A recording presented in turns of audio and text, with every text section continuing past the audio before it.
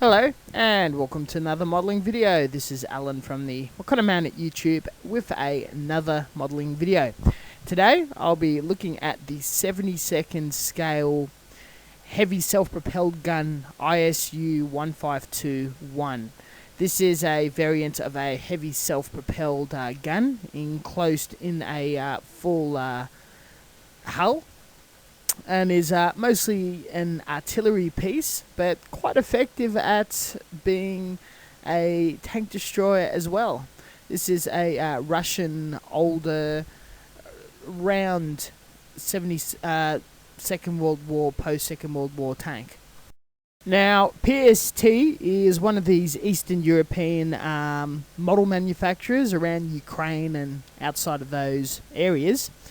They tend to use older injection modelling techniques, so they resemble models from the 80s and 90s in the way of technology. So it's very hard to pinpoint if it's more of an obscure tank that was recently made or a more common tank that was made not too long ago. But I'm pretty confident that this isn't a 20-30-year-old model kit. I would not go as far and say that these models are uncommon.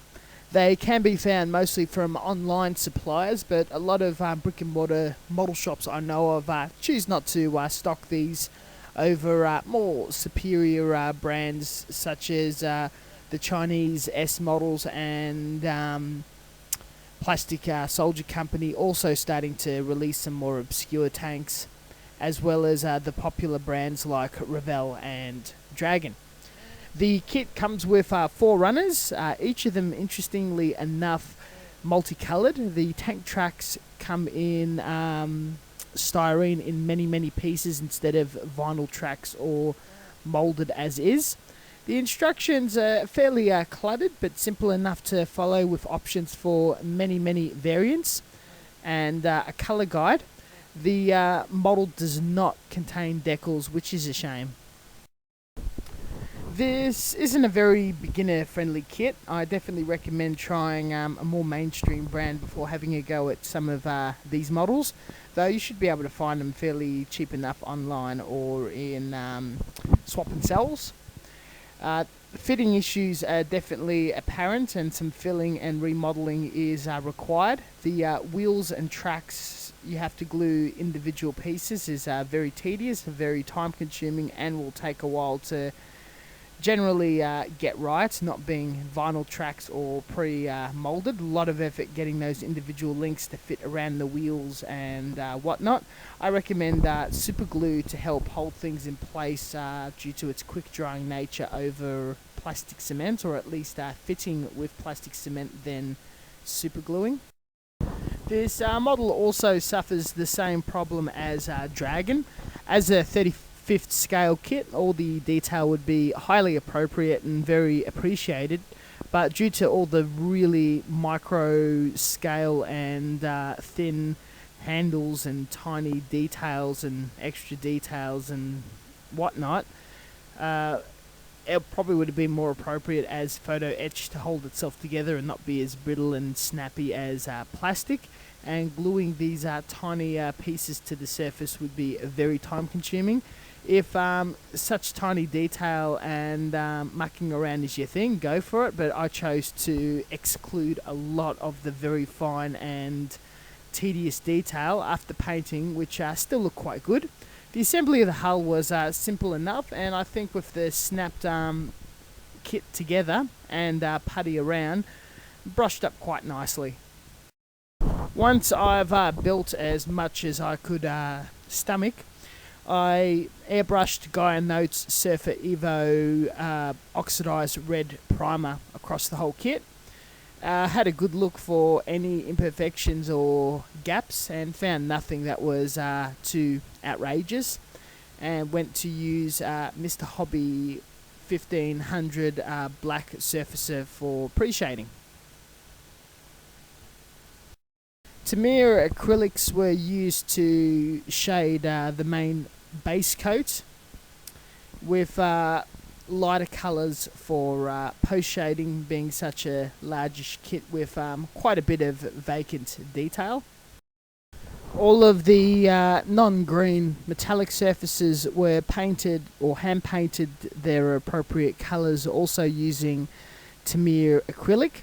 A little further post shading around the cannon, and some shadowing was done around the entirety of the kit, followed by basic weathering. I used Citadel black wash and sludge washed the entire surface of the kit, capturing all the detail and wiping back. Being a no-deckled kit, sometimes Russian armour had markings, sometimes they didn't, sometimes they had custom wording written on by the actual soldiers. I picked up this decal sheet for small-scale T-34 kits and utilised them on this model and another one I was working on, the Plastic Soldier T24, I think it was, or T26. The decals applied quite nicely, not a bad aftermarket set, comes with 2 sheets, followed by a Tamiya clear coat to finish the model. Now, some serious disaster did occur. As I was painting 2 tanks at the same time, the finish was absolutely ruined and not salvageable.